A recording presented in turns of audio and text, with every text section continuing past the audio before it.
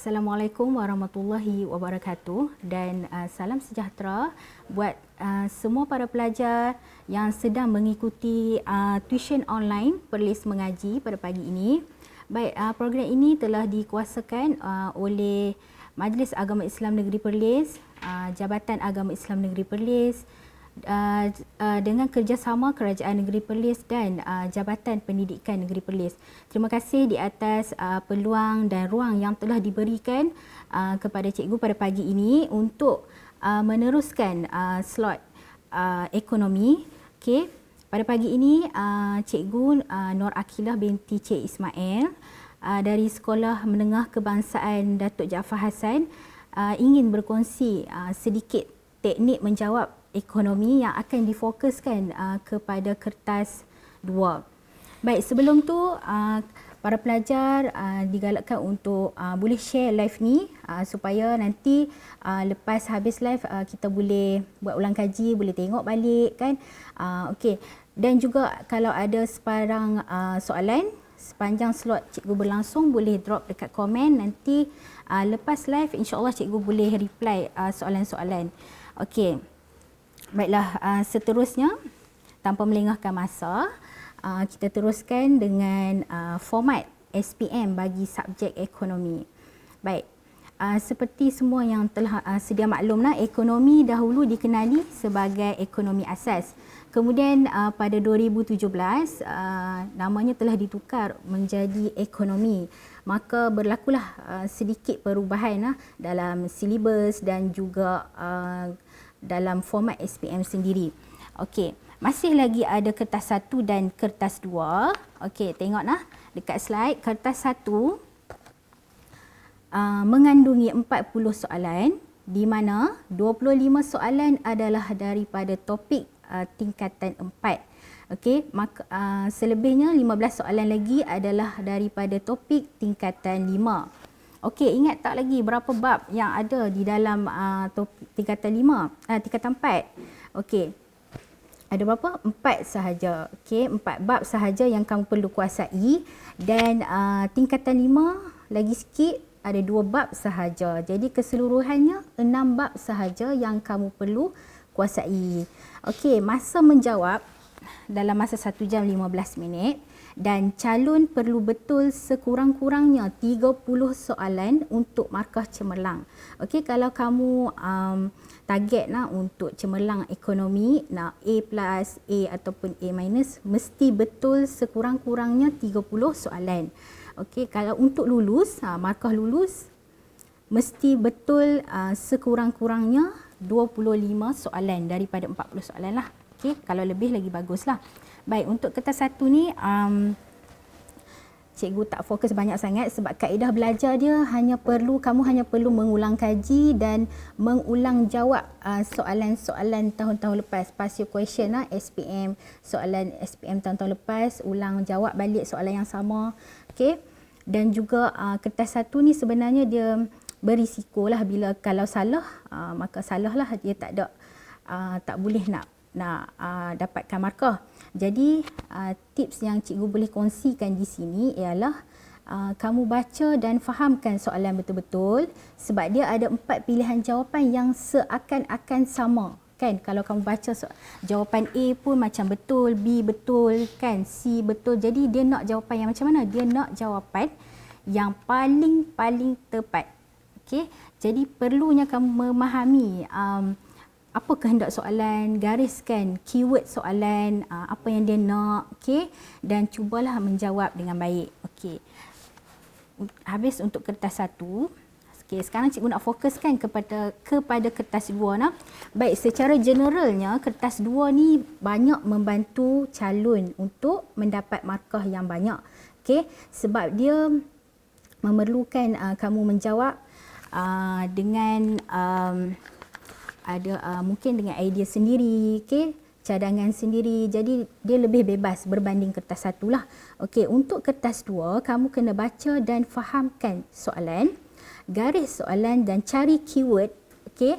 Dan kalau untuk memudahkan kamu menjawab, bina rangka jawapan sebelum kamu transfer ke helaian jawapan ataupun ruangan jawapan kamu. Okey, bina rangka jawapan macam kamu buat karangan bahasa Melayu tu. Ada rangka jawapan, ada poin-poin dia kan. Tulis poin-poin di dalam di tepi soalan tu. Okey, kemudian barulah pindah ke ruangan jawapan dengan membina ayat yang lengkap. Okey, ada dua kriteria yang kamu kena fokuskan untuk menjawab kertas 2. Ada 2 benda yang penting, iaitu perlunya memahami kata tugas dan markah. Sentiasa rujuk markah.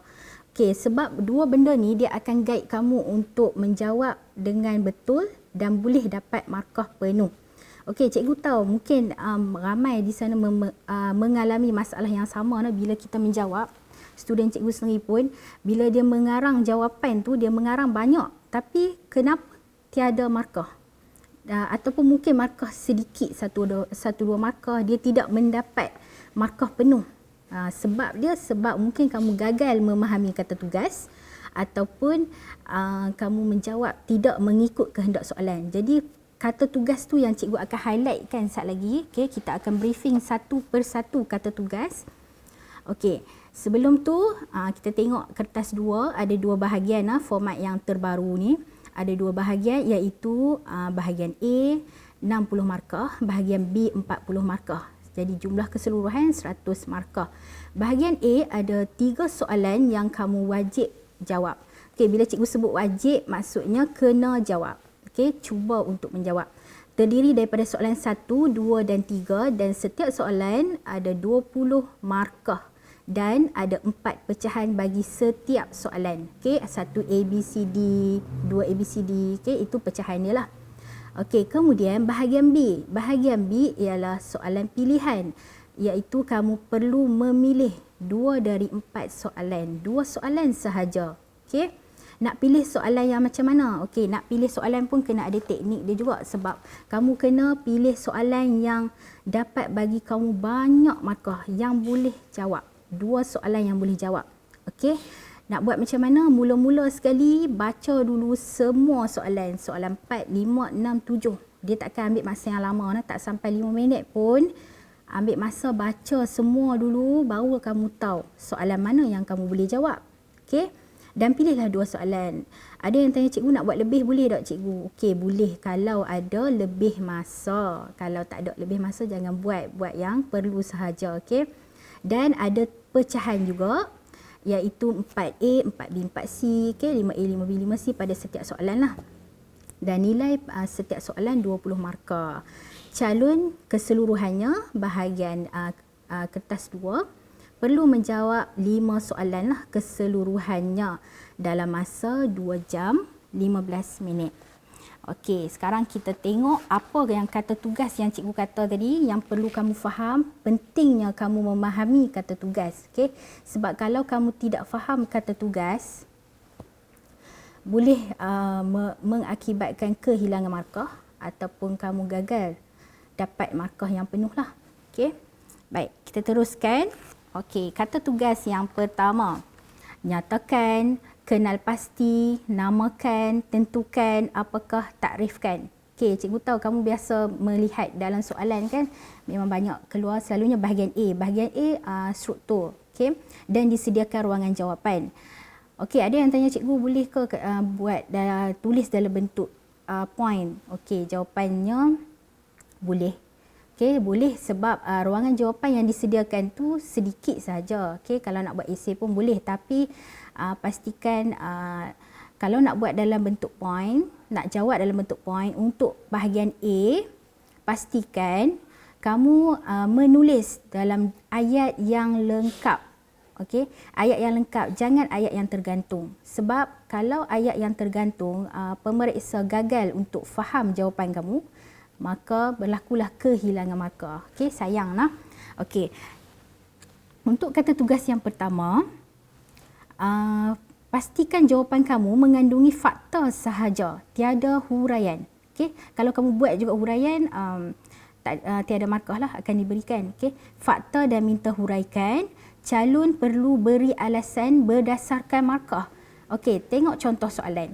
Nyatakan 3 sistem ekonomi. Ni tingkatan 4 je. Okey, topik tingkatan 4. 3 markah. Okey, jadi di situ cikgu kata tadi, kata tugas dia nyatakan keyword dia nak sistem ekonomi dan refer pada markah. Sebab markah tu akan beri satu rujukan kat kamu banyak mana jawapan yang kamu kena listkan. Okey, jadi 3 markah maksudnya 3 poin jawapan sahaja. Okey. So jawapan dia ialah sistem ekonomi pasaran bebas 1 markah, sistem ekonomi perancangan pusat 1 markah dan sistem ekonomi campuran 1 markah. Okey, cukuplah 3 markah kamu. Okey, senang saja. Baik, soalan seterusnya, takrifkan ilmu ekonomi 2 markah. Okey, ilmu ekonomi ialah satu bidang sains sosial yang mengkaji cara manusia mengurus sumber ekonomi yang terhad 1 markah untuk memenuhi kehendak manusia yang tidak terhad 1 markah. Okey, untuk soalan takrifkan ni kamu kena menghafal sebab jawapan kena memang wajib, memang mesti masukkan istilah-istilah ekonomi. Okey, berdasarkan buku teks lah. Okey, jadi untuk soalan takrifkan memang kena ingat. Ingat jawapan dia lah. Okey, kena mengingat. Okey, boleh kita teruskan. Okey, baik. Kita teruskan untuk kata tugas yang kedua. Yang ni pun kamu biasa jumpa. Okey, terangkan, huraikan bagaimanakah. Okey, untuk soalan yang mengandungi kata tugas ini, jawapan kamu mesti menyatakan fakta dan sokongan. Okey, macam tadi fakta saja, tak perlu huraikan. Tapi untuk kata tugas yang kedua, kamu perlu huraian sebab kita nak memperihalkan jawapan tu secara terperinci. Okey, dan juga jawapan kamu boleh memberi penerangan tentang cara ataupun langkah. Boleh juga dijadikan sebagai huraian. Okey, jadi pastikan untuk kata tugas ni jawapan kamu perlu ada fakta dan huraian. Okey, barulah kamu akan dapat markah penuh. Kalau kata cikgu saya terlupa nak huraikan, okey, kamu akan dapat markah fakta sahaja. Itu yang cikgu kata. Kalau kamu tak faham kata tugas, kamu akan kehilangan markah lah. Bukannya dapat kosong, tapi tak cukup markah. Sayanglah. Okey. Okey, kita teruskan lagi untuk kata tugas yang ketiga. Okey, ada contoh soalan kata tugas yang kedua nak. Okey, kita tengok contoh soalan. Terangkan 2 input dalam proses pengeluaran jangka pendek. Okey, ini ialah soalan SPM tahun 2018 ya. 4 markah.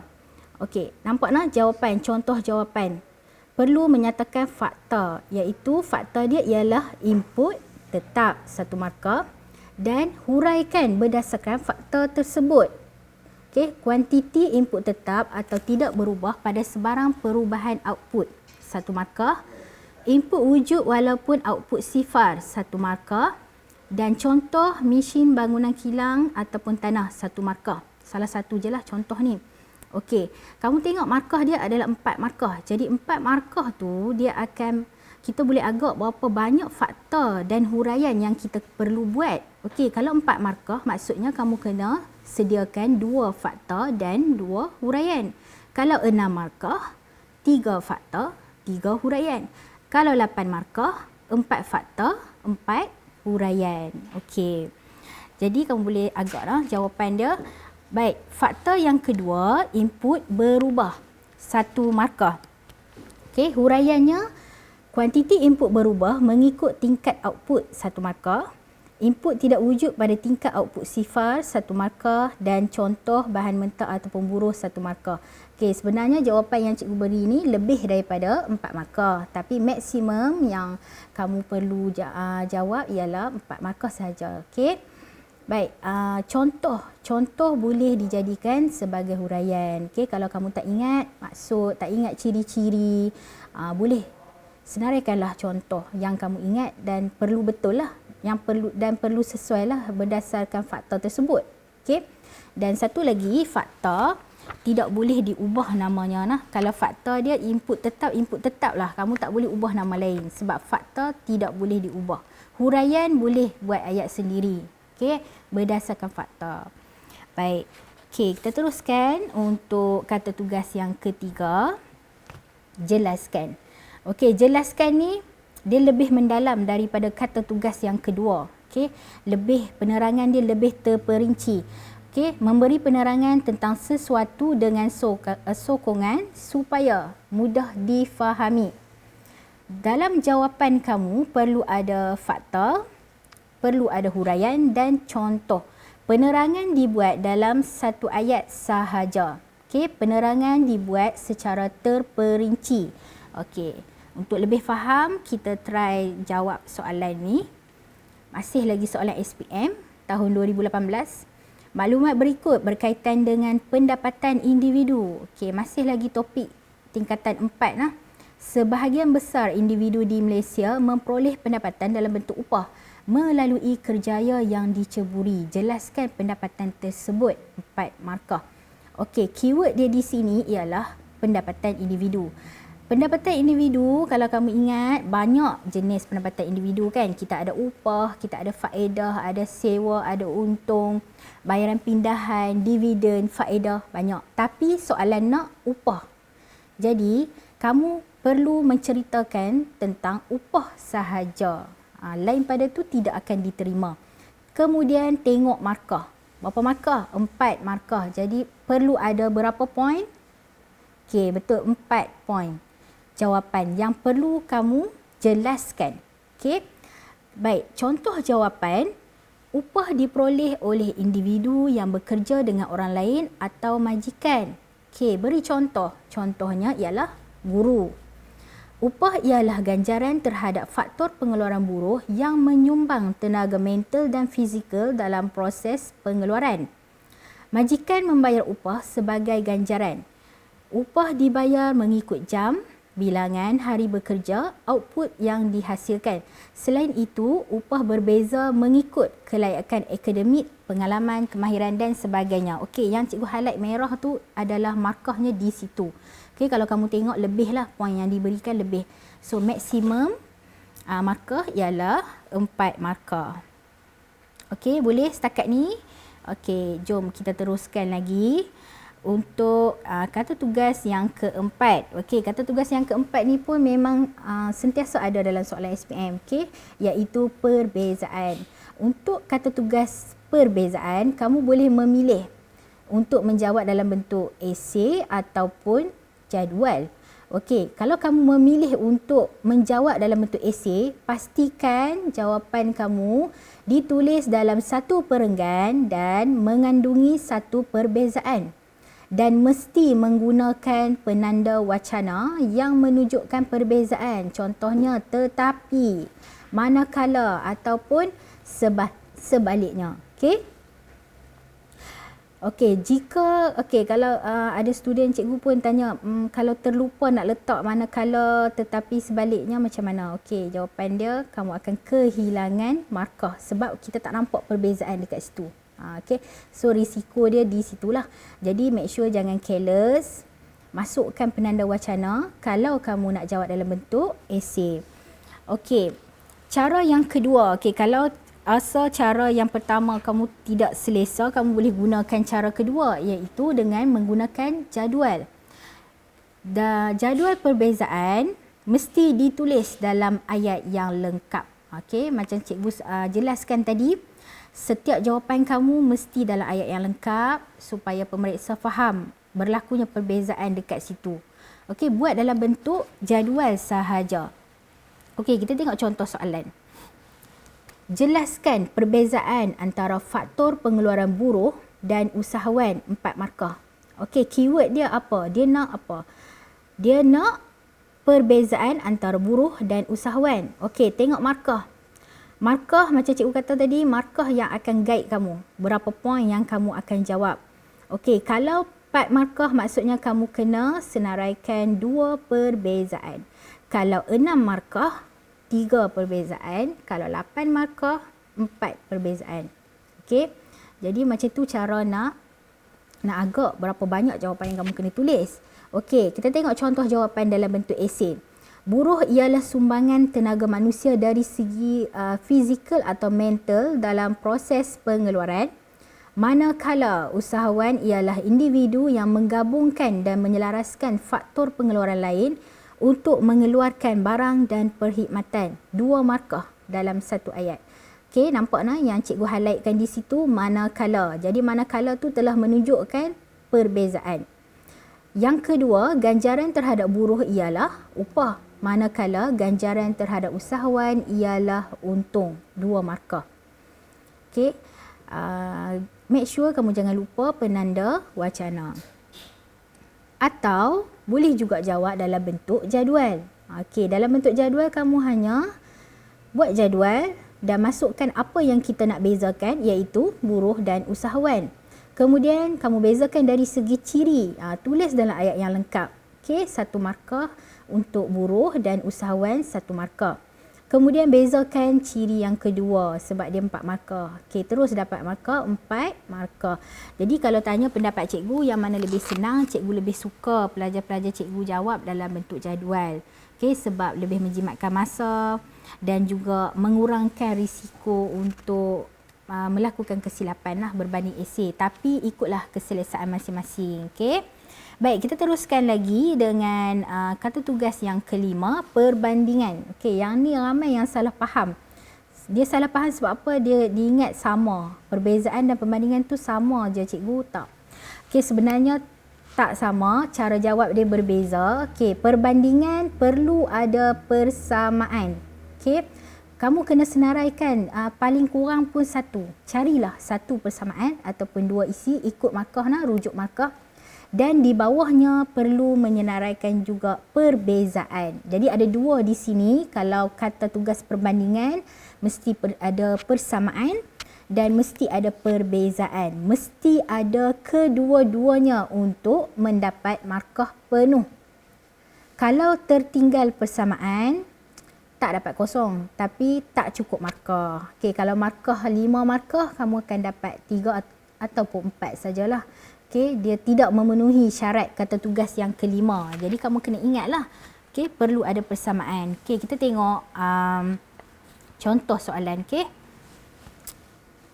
Okey, gambar di bawah merupakan jenis pendapatan individu. Okey, kamu baca dialog tu dan cari keyword. Cari keyword apa yang kita nak jawab sekejap lagi. Okey, dialog tu berkaitan dengan pendapatan individu nah. Okey, cikgu tolong baca. Hai Zila, apa khabar? Bagaimana dengan perniagaan perabot suami kamu? Harga barang semua sudah naik kononnya kerana kenaikan harga minyak petrol. Jadi keyword dia di situ ialah perniagaan perabot. Perniagaan perabot, apakah pendapatannya? Apakah ganjaran terhadap perniagaan usahawan? Okey, jadi jenis pendapatan dia ialah untung. Okey, jadi jenis pendapatan suami Puan Zila ni ialah untung. Okey, kemudian baca lagi. Khabar baik Sia, berniaga sekarang bukan senang nak dapat wang. Tak macam suami kamu, tak perlu kerja pun ada pendapatan. Okey, keyword dia di situ ialah tak perlu kerja pun ada pendapatan. Itu keyword dia. Jadi apakah jenis pendapatan yang tak perlu buat apa-apa tapi dapat pendapatan? Okey, dia ialah bayaran pindahan. Okey, itu dia punya keyword. Kita dah dapat jawapan. Okey, bila dah dapat jawapan, kita akan bandingkan jenis pendapatan tersebut. Okey, tengok contoh jawapan. Contoh jawapan, tengok markah.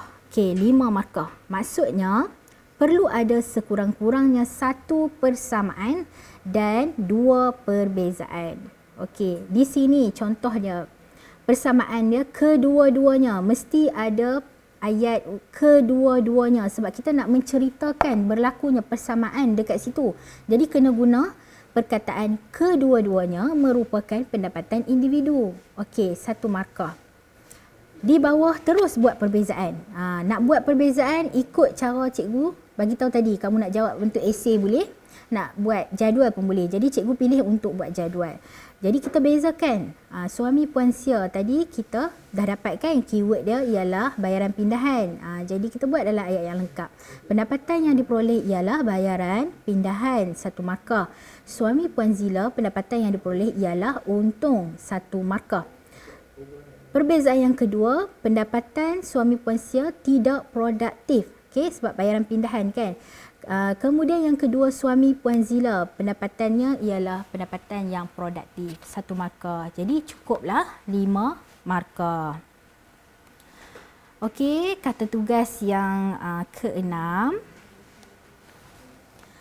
Kata tugas yang keenam ni memerlukan kamu membuat jadual, melakar, melukis gambar rajah yang selalunya disuruh untuk melukis ialah keluk permintaan, keluk penawaran, keluk permintaan pasaran, keluk penawaran pasaran tanpa skala atau dengan skala. Jadi kamu kena ada skill ataupun kemahiran lah untuk melukis. Jangan risau, soalan macam ni selalunya senang dapat markah. Okey. Berbanding dengan soalan-soalan yang kamu kena mengarang esei kan. Kamu lukis je dapat markah, tapi kena tahu teknik lah. Teknik untuk melukis ataupun melakar. Okey, elemen yang perlu ada pada setiap gambar rajah kamu mesti ada tajuk dan mesti melabelkan dengan tepat, iaitu paksi harga dan paksi kuantiti. Mengikut skala yang diberi, ataupun kalau tak ikut skala, kita boleh membina skala sendiri dengan memastikan skala itu mestilah pada nilai yang setara. Okey, sekali kita tengok contoh soalan. Dan perlu ada titik origin. Titik origin tu titik yang mana? Titik kosong tu yang berlaku persilangan antara paksi harga dan paksi kuantiti. Itu wajib dalam setiap keluk kamu dan mesti ditanda koordinat dengan betul dan tepat lah. Dan petunjuk jika perlu ikut soalan. Baik, huraian jika diminta membuat huraian mesti berdasarkan rajah yang dilukis. Okey, gunakan kertas graf mengikut arahan soalan. Baik, kita tengok contoh soalan untuk kata tugas yang keenam. Penyataan berikut mengenai jualan bunga coklat oleh Sumayyah. Okey, Sumayyah ingin menjual bunga coklat sempena sambutan Hari Usahawan di sekolahnya. Dia menjangkakan jualan sebanyak 20 bunga coklat jika harga RM RM12, 15 bunga coklat jika harga pada RM18 dan 25 bunga coklat jika harga pada RM8. Okey, sambil tu boleh buat sama-sama dengan cikgu. Okey, berdasarkan maklumat di atas, bina jadual permintaan. Okey, keyword dia di situ disuruh untuk membina jadual permintaan, bukan keluk permintaan, jadual permintaan 3 markah. Okey. B, berdasarkan jadual A, okey, berdasarkan jadual permintaan yang kamu buat dekat A tu, lukis gambar rajah dan jelaskan hukum permintaan 6 markah. Baik, kita tengok contoh jawapan. Okey, cikgu dah tolong highlight dah. Maklumat-maklumat yang penting di situ kita akan transfer masuk dalam jadual permintaan. Jadual kamu mesti mengandungi harga, okey, harga RM, mesti ada unit lah RM dan juga kuantiti lah dalam unit. Okey, maklumat tu cikgu hanya transfer dan susun. Ikut turutan harga. Harga RM8, kuantiti 25 unit. Ambil je daripada soalan tu. Harga RM12, kuantiti 20 unit. Harga RM18, kuantiti 15 unit. Padanan harga dan kuantiti mesti tepat. Okey. Baik, B. Lukiskan keluk permintaan dan terangkan hukum permintaan berdasarkan keluk tersebut. Okey. Keluk yang dilukiskan ni mengandungi harga, okey, paksi harga RM, titik origin yang kosong ni, okey, dan kuantiti diminta dalam unit. Baik, skala dalam soalan ni dia tidak diberikan skala, maksudnya tidak ditetapkan skala berapa, tapi kamu kena bina skala sendiri dan skala kamu mesti nilai yang setara. Okey, nilai yang setara tu apa maksud dia? Okey, kita tengok balik jadual. Kita tengok harga dulu. Okey, harga paling kecil nilai dia RM8, paling besar RM18. Jadi skala kamu mesti make sure, kena pastikan ada 8 sehingga 18.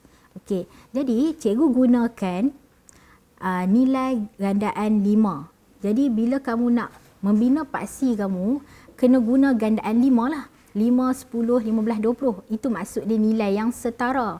Dia tak boleh 5, 12, 18, tak setara. Okey, kalau kamu nak guna gandaan 4, boleh 4, 8, 12, 16. Okey, Okey, nak guna gandaan 2. Boleh 2, 4, 6, 8. Jadi besarlah keluk kamu tu. Okey. Okey, itu contoh. Kemudian kuantiti pun sama. Okey, tengok kuantiti. Paling kecil 15 unit, paling besar 25 unit. Jadi pastikan skala kamu ada nombor-nombor tersebut. Okey, cikgu guna skala 5. Jadi gandaan 5 lah yang cikgu gunakan di sini. Kamu nak guna gandaan 4, boleh. Gunalah gandaan 4 asalkan nilai yang setara. Kemudian plot titik. Plot titik berdasarkan jadual tadilah. Padanan harga dan kuantiti tu. Okey. Kemudian selepas dah plot titik, kita gariskan, kita sambungkan titik-titik tersebut dan kita labelkan sebagai D untuk keluk permintaan. Wajib labelkan dia. Kalau keluk penawaran, kita labelkan sebagai keluk S. Okey, kena ingat. Maka terbentuklah keluk permintaan yang lengkap. Okey, tengok markah. Tadi kan markah dia cakap 6 markah. Okey, 6 markah. 6 markah di sini, 4 markah untuk keluk yang lengkap. Okey. Jadi kamu boleh agak berapa penerangan yang kamu nak kena terangkan. Maksudnya lagi 2 penerangan sahaja. Nak buat lebih boleh, tak ada masalah. Okey, berdasarkan rajah di atas, hukum permintaan ialah apabila harga meningkat, kuantiti diminta jatuh 1 markah.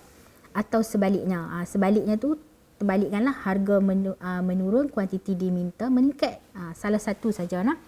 Okey, kemudian penerangan yang kedua tentang hukum permintaan, hubungan antara harga dan kuantiti diminta adalah negatif atau songsang 1 markah. Contoh, okey, contoh pun boleh, tapi mesti berdasarkan keluk yang kamu lukislah. Okey. Contoh, apabila harga meningkat daripada RM12 ke RM18, kuantiti diminta jatuh daripada 20 unit ke 18 unit. Okey, jadi maka lengkaplah jawapan kamu. Maksimum 6 markah. Okey. Okey, kita teruskan lagi untuk kata tugas yang seterusnya, iaitu kata tugas yang ke-7. Kata tugas yang ke-7 ni dia menggunakan bahan rangsangan ataupun yang kita sebut sebagai stimulus. Okey. Bahan rangsangan yang sering digunakan dalam soalan SPM, dia boleh bagi dalam bentuk pernyataan. Okey, tadi ada contoh dah. Jadual, rajah, situasi ataupun dialog, keratan akhbar, iklan, keluk, gambar dan lain-lain bahan rangsangan lah. Okey, jawapan kamu mesti menggunakan bahan rangsangan yang diberi. Kamu tak boleh buat selain daripada bahan rangsangan yang diberi. Okey, jawapan mesti daripada bahan rangsangan. Okay.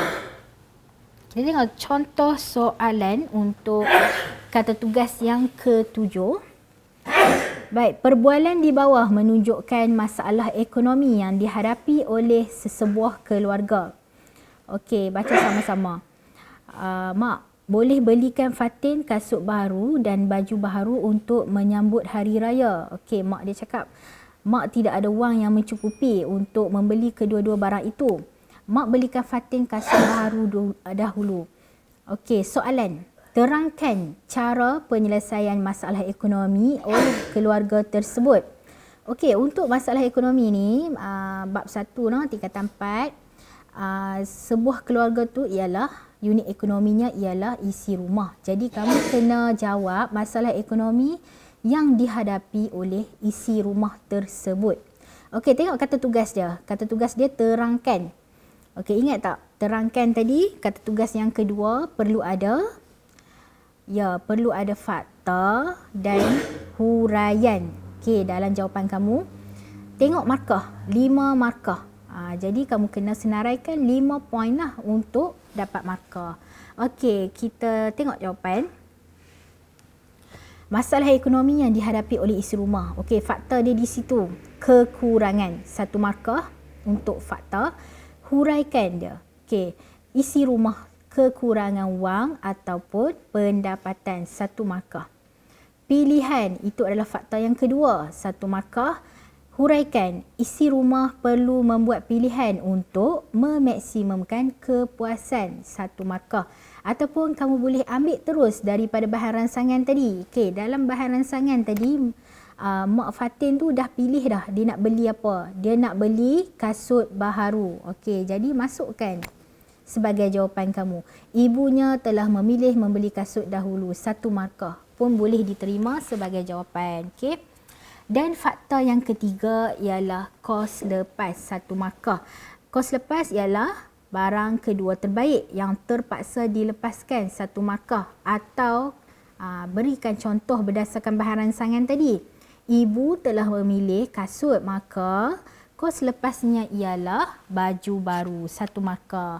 Jadi maksimum markah yang kamu akan dapat ialah 5 markah sahaja. Okey, boleh? Okey, kita teruskan lagi untuk kata tugas yang ke-8. Kata tugas yang ke-8, pengiraan. Pengiraan mesti ada lah. Bahagian A ataupun bahagian B, kertas 1 pun ada pengiraan. Jadi sebenarnya mungkin ramai yang takut bila tengok soalan dia suruh kira, dia dah takut. Sebenarnya pengiraan ni tak perlu takut, kamu hanya perlu menghafal rumus. Menunjukkan jalan kira dan menulis jawapan dalam unit-unit yang berkenaan lah. Selalunya soalan pengiraan ni jawapan kamu mesti dalam bentuk RM, dalam bentuk unit, dalam bentuk kilogram. Jadi kena lengkap. Kalau ada juta, kena tulis juta. Okey. Bentuk soalan dia selalunya hitungkan berapakah. Okey. Baik, kita tengok contoh soalan. Rajah di bawah menunjukkan harga dan kuantiti diminta bagi barang W. Okey, tu keluk apa? Keluk permintaan. Okey, soalan ni berkaitan dengan nilai keanjalan harga permintaan. Dia suruh hitungkan 3 markah. Baik, kamu boleh cuba. Okey, cuba mengira. Okey, contoh jawapan. Pertama sekali, mesti tulis rumus. Rumus di situ melayakkan kamu dapat 1 markah. Jadi kena ingatlah rumus. Nampak tak? Kalau tak tulis rumus sayang lah, hilang markah tu. Okey. Rumus untuk keanjalan harga permintaan. Ingat tak? Sama dengan Q1 tolak Q0 darab bahagi Q0 darab 100 bahagi P1 tolak P0 bahagi P0 darab 100. Okey, apa dia Q1 Q0 ni? Baik. Kita tengok soalan. P1 P0. P0 adalah harga asal. Okey, kamu tengok soalan, tengok sebelum dia turun tu ialah harga asal. Harga asal kita akan labelkan dia sebagai P0. Okey, kemudian harga berlakunya penurunan harga. Apabila berlaku penurunan harga, maka kita akan dapat harga yang baru. Harga yang baru di situ ialah RM2. Kita label sebagai P1. Okey. Kuantiti asal. Kuantiti asal automatik dia akan ikut harga asal. Okey, harga asal kamu tengok titik-titik tu, harga asal RM5. Kita ke kuantiti, paksi kuantiti 10 unit. Maka 10 unit tu ialah kuantiti asal, Q0. Okey. Manakala kuantiti baru, dia akan ikut harga baru. Harga baru dekat situ RM2. Okey, RM2 kita ke paksi kuantiti, kamu akan jumpa 14 unit. Okey, 14 unit tu ialah kuantiti baru. Kita akan label dia sebagai Q1. Okey. Lebih baik kamu keluarkan semua maklumat tu, macam cikgu senarai kat bawah tu, P0, P1, Q0, Q1, kemudian masukkan saja dalam rumus yang kamu dah tulis. Okey, bila dah masukkan dalam rumus, tekan saja kalkulator kamu, maka jawapannya ialah 0.67. Jawapan kamu mesti akan dapat negatif, tetapi tanda negatif tu kita abaikan dan kita akan baca dia sebagai 0.67 sahaja. Sebab apa negatif? Sebab hubungan antara harga dan kuantiti diminta kan tadi hubungan dia adalah negatif, songsang. Jadi sebab itulah jawapan kamu negatif. Tapi kita tak kita akan abaikan, tak tulis pun tak apa negatif tu. Baik. Jadi dapatlah markah penuh, 3 markah. Okey, kita teruskan. Untuk kata tugas yang terakhir, yang terakhir dah, soalan esei. Okey, soalan esei untuk soalan 4, 5, 6 dan 7. mengandungi semua gabungan kata tugas yang cikgu cerita tadi, daripada kata tugas 1 sampai kata tugas yang ke-8. Jadi dalam soalan esei kamu ada semua. Okey, dia akan gabungkan. Ingat, untuk soalan esei bahagian B kena pilih 2 soalan sahaja. Jawapan kamu mesti dalam bentuk esei. Esei di sini bukan bermakna kamu kena mengarang macam esei bahasa Melayu. Cukup sekadar pendahuluan, masuk pendahuluan sedikit dan terus masuk kepada poin-poin yang kamu nak cerita. Okey, tapi mestilah dalam ayat yang lengkap, dan kita buat penutup, kesimpulan, kesimpulan ataupun kesannya, macam tu sahaja esei. Buat dalam bentuk perenggan lah untuk menampakkan dia esei.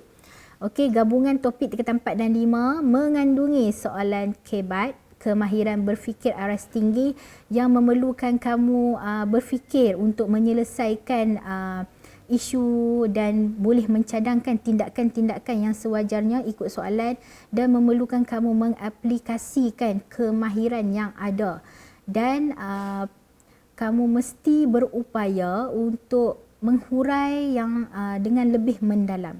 Okey, sebenarnya soalan esei ni dia lebih mudah sebenarnya, kalau bagi cikgu lebih mudah daripada bahagian A, sebab bahagian A memerlukan kamu mengingat, menghafal jawapan banyak dalam buku teks. Bahagian A kamu kena kuasai buku teks. Okey, tapi bahagian B ni dia lebih bebas. Jawapan kamu lebih bebas mengikut idea kamu, mengikut common sense kamu. Okey, pengetahuan yang kamu ada. Sebab asalkan jawapan itu logik, dia akan diterima sebagai jawapan. Tapi mesti ikut soalan lah, tidak terkeluar daripada skop soalan yang akan ditanyakan. Okey, tapi dia lebih bebas. Kamu bebas mengutarakan cadangan, bebas untuk menilai kesan buruk, kesan baik. Okey, itu bahagian B. Okey. Jadi jangan risau untuk soalan esei. Sebenarnya soalan esei ni lebih mudah sebenarnya. Okey. Baik, kita cuba tengok contoh soalan untuk soalan esei. Okey, ni soalan SPM lah. Soalan SPM 2018. Maklumat berikut berkaitan dengan pendapatan individu. Okey, sebahagian besar individu di Malaysia memperoleh pendapatan dalam bentuk upah melalui kerjaya yang diceburi. Mengapakah berlakunya senario sedemikian? Keyword dia di situ ialah senario. Senario tu dia nak tanya mengapa berlaku keadaan tersebut. Keadaannya, sebahagian besar individu di Malaysia memperoleh pendapatan dalam bentuk upah. Kenapa berlakunya senario sedemikian? 7 markah. Okey. Jadi kamu kena terangkan, huraikan kenapa individu lebih suka bekerja dengan orang lain. Jadi kelebihan bekerja dengan orang lain sebenarnya. Okey. Jadi kita tengok contoh jawapan. Senario sedemikian terjadi kerana sebahagian besar individu di Malaysia bekerja dengan orang lain. 1 markah. Kerana pendapatan lebih terjamin atau berisiko rendah. Okey, 1 markah. Dan pendapatan tidak dipengaruhi oleh ekonomi atau keuangan majikan. 1 markah. Selain itu, pendapatan ini juga lebih terjamin selepas bersara. 1 markah. Mereka akan mendapat ganjaran dalam bentuk pencen. Okey, selain mendapat dalam bentuk upah, pekerja juga akan mendapat insentif lain. Beri contoh seperti bonus, 1 markah. Dan faedah sampingan yang lain yang ditawarkan oleh majikan seperti rawatan perubatan percuma, tempat tinggal dan sebagainya. Oleh itu, setiap pekerja ini boleh merancang kerjaya mereka melalui peluang kenaikan pangkat yang ditawarkan oleh majikan masing-masing. Okey, sebenarnya lebih dah daripada 7 markah. Maksimum hanya 7 markah sahaja. Baik. Okey, selesai untuk kata tugas.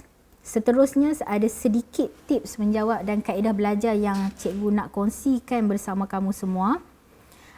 Kaedah belajar untuk bahagian A nah, ni kesimpulan dah. Okey, kesimpulannya bahagian A kertas 2 memfokuskan soalan keseluruhannya.